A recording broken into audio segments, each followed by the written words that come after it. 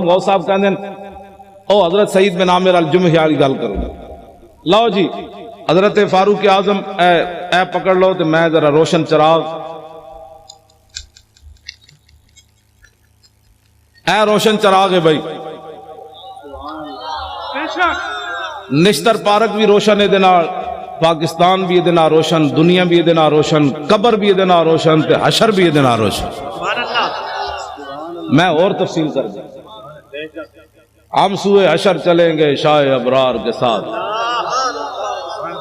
حضور اور تے کچھ نہیں سی، جدو موقع آیا سی ساری دنیا لمبی پہ گئی سی. مصلحتوں کا شکار لوگ ہوتا ہے، کسی نے مسجد بنائی بچائی، کسی نے اپنی خانقاہ بچائی، کسی نے مدرسہ بچایا، کسی نے اپنی امامت بچائی. حضور اس وقت میں طارق لبیک یا رسول اللہ کے فارم پر کر رہا تھا.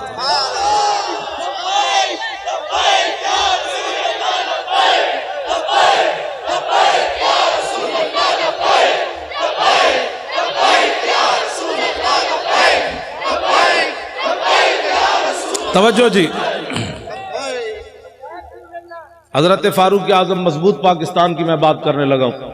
فاروق اعظم کا فرمان اشکل ولات من شکیت بھی رعیت ہو.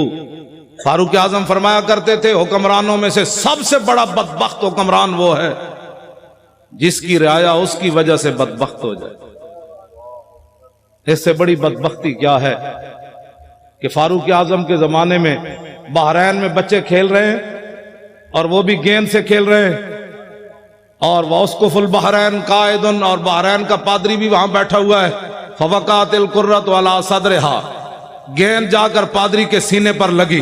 فاخذا فجعلوا یطلبونها منہ، بچے اٹھے اور کہنے لگے گیند دے دو. فابا، انکار کر دیا. فقال غلام منہم سالتک بحق محمد الا رددت علینا.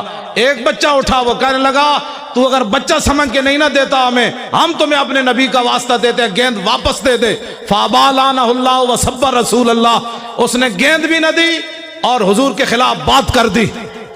فاقبلوا علیہم بسوالجہم فما زالوا یخبطونہ حتی مات لعنۃ اللہ علیہ.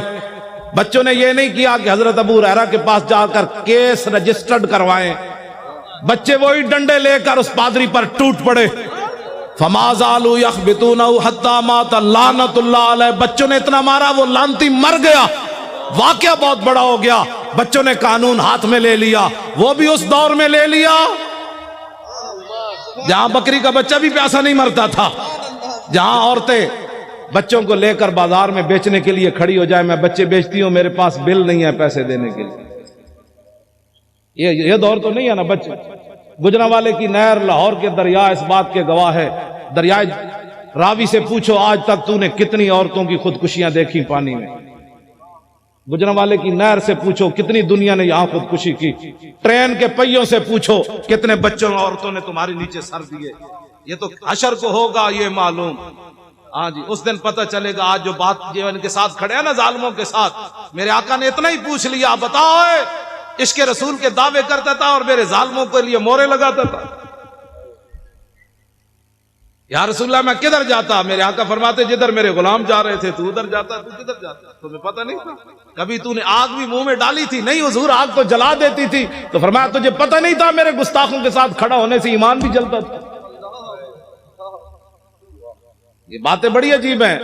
ایک کیڑا عشق رسول ہے کہ بندہ کہ جی میری مجبوری ہے. مجبوری سے کبھی آگ کھائی ہے کسی نے؟ پیشاب اپنا اٹھا کر کھایا ہے مجبوری کی وجہ سے؟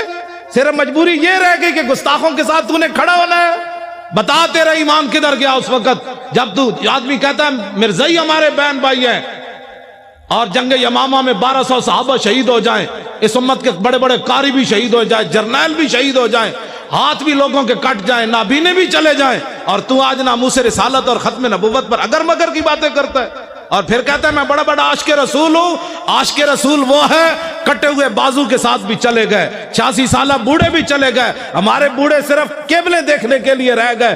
بتاؤ قیامت والے دن رسول اللہ نے حضرت عمر بن مادی کرب کو پیش کر دیا کہ یہ بوڑھا 86 سالہ یہ جنگ یرموک میں چلا گیا اور تو نکل کر چرنگی پر بھی بوڑھے نہ آیا. یہ بوڑھے کہتے ہیں نا ہم نہیں جاتے. تو قیامت والے دن رسول اللہ نے اپنے بوڑھے صحابہ کو پیش کر دیا. نابینے صرف مانگنے کے لیے رہ گئے. معذور صرف مانگنے کے لیے رہ گئے، جو قیامت والے دن حضور نے اپنے نبی نے صحابی کو پیش کر دیا، یہ جنگ میں آیا اور تو وہاں جناب حیدرآباد کے چوک میں مانگتا رہا میرے دین کا تو نے کیا کیا؟ کٹے ہوئے ہاتھ کے ساتھ عمر بن طفیل دوسی بھی چلے گئے۔ یہ پھر قیامت والے دن، کیوں جی؟ ہمارے بچے بڑے قیمتی ہیں، قیامت والے دن رسول اللہ نے فرما دیا علی اکبر سے زیادہ تیرا بچہ جوان تھا، تو نے اپنے بچے اسلام کے لیے کیوں نہیں پیش کیے؟ تو میرے نواسے سے زیادہ تیرا خون قیمتی تھا۔ آج اس جواب اگر کسی کو ہے تو ٹھیک ہے، نہیں تو پھر اس جواب کی تیاری کرو۔ وہ ہمارے عالم لوہار صاحب تھے پنجاب کے، انہوں نے بڑا زبردست شعر کہا کہ قدر یوسف دا معلوم ہویا بھائیاں مصر گیا نو۔ پہلے جو یوسف علیہ السلام کو کنویں میں گراتے رہے، بیچتے رہے، جب مصر میں پہنچے تو تخت پر دیکھ کر کہنے لگے قالوا انک لانت یوسف، آپ یوسف ہے۔ اس دن انہیں پتہ چلا ہم نے کیا کیا، یوسف تو یہ بیٹے۔ قدر یوسف دا معلوم ہویا بھائیاں مصر گیا نو، قبر نبی دا معلوم ہوسی قبراں وچ پیا نو۔ اس دن پھر پتہ چلے گا جس دن ساری دنیا مٹی ڈال کر آ جائے گی۔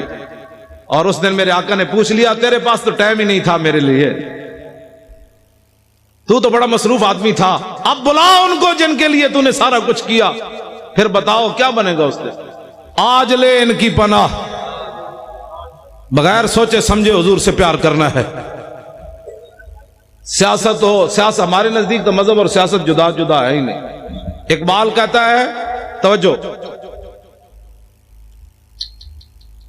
گورنر عبد الصمد کی بیٹی